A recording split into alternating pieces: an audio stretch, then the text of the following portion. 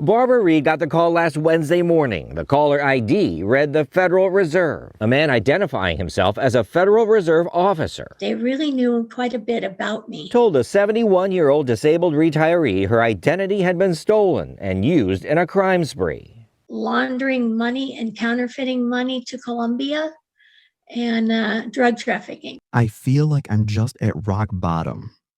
Those were the words of Barbara Reed, a 71-year-old retired nurse and widow living quietly in Point Loma.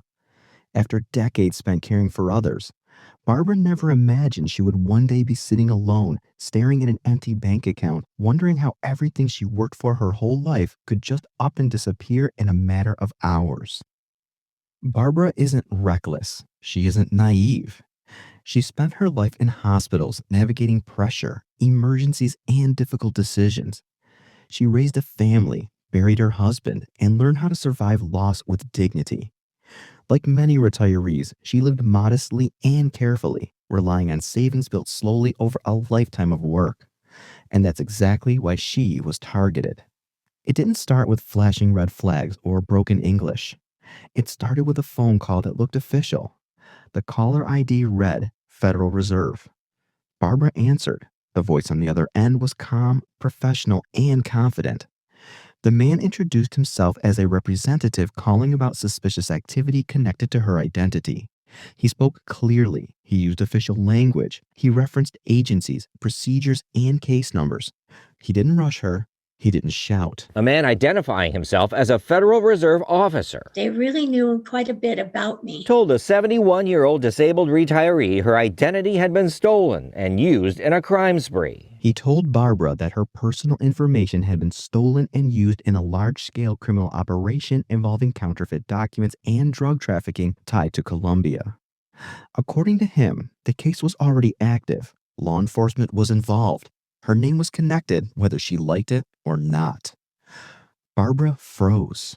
For most people, hearing that your name is attached to a serious crime doesn't trigger skepticism, it triggers fear. Fear shuts down logic. Fear makes even the smartest people desperate for reassurance. The caller knew this.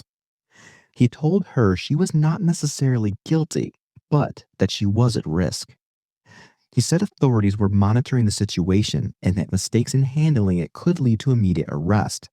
Then he offered help. That's when the call was escalated. Barbara was transferred to another man who introduced himself as a sheriff's deputy. His tone was colder, sharper.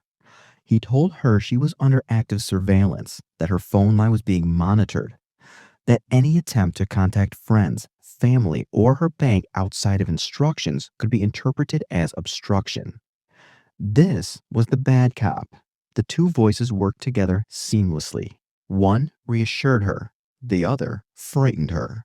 They told her the only way to prove her innocence was to temporarily move her assets into a secure Federal Reserve holding account while investigators sorted things out. She finally picked up on the red flags in their narratives, cursed them out, and hung up. Because her children had liked and shared videos about scams like this to her, is what I'd like to say. Unfortunately, they didn't do that at all.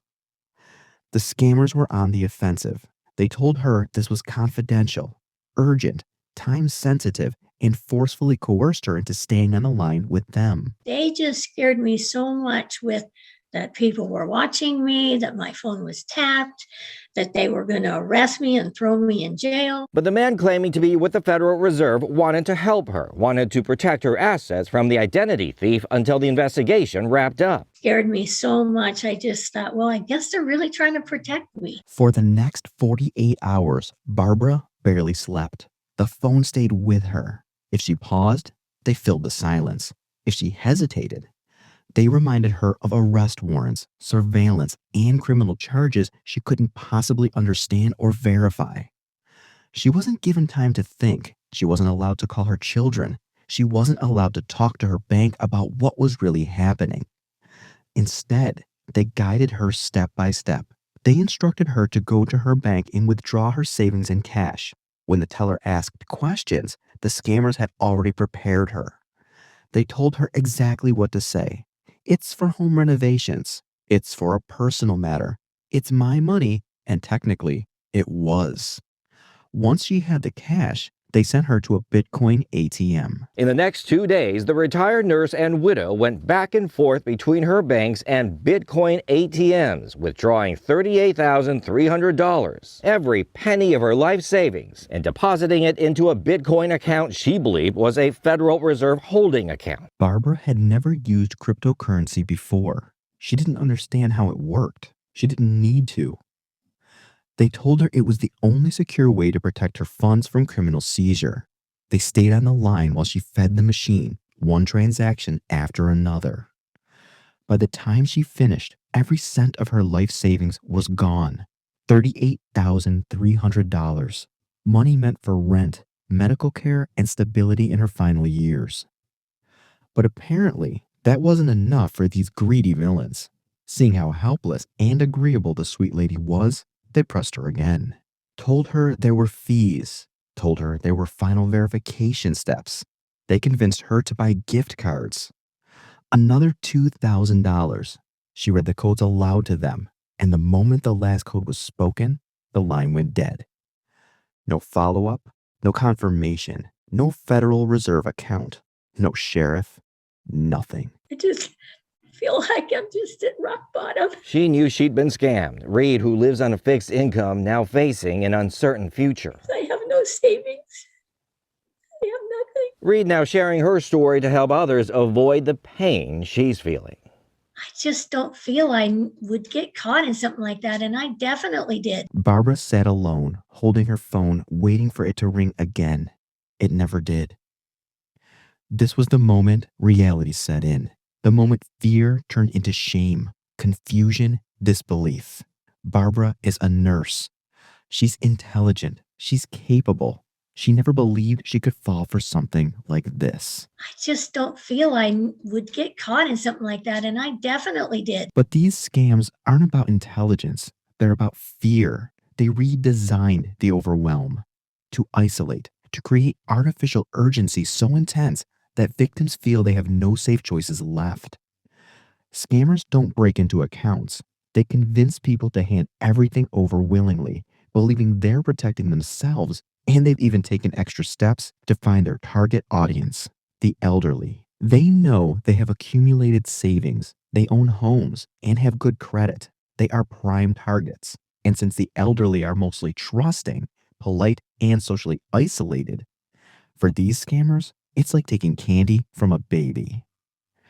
That's without mentioning the potential declines in cognitive, hearing, or tech-savvy abilities, which unfortunately also makes them even more susceptible to fraud. They don't target weakness, they target trust. Older adults, retirees, widows, people who follow rules, people who fear authority, people who don't want trouble, people like Barbara. Her story isn't rare. Variations of this scam are happening every day in every state to families who never thought they'd be vulnerable. And once the money is gone, there's almost no way to get it back. That's why these warning signs matter and why everyone old or young has to know this. The Federal Reserve will never contact you out of the blue to ask for money or personal information. They don't manage personal accounts for the public. Any unsolicited call claiming to be the Fed and pushing you to act is a scam. No real government agency will demand you pay by Bitcoin/crypto, gift cards, or apps. And if someone says you must pay right now to clear your name, protect your assets, or resolve a case, that's a scam. The biggest red flag is urgency and isolation. Stay on the line. Don't tell anyone. Don't hang up. They do that because the moment you talk to your bank, a neighbor, or family, the illusion collapses. And that's why they try to isolate their victims, because it's their greatest weapon.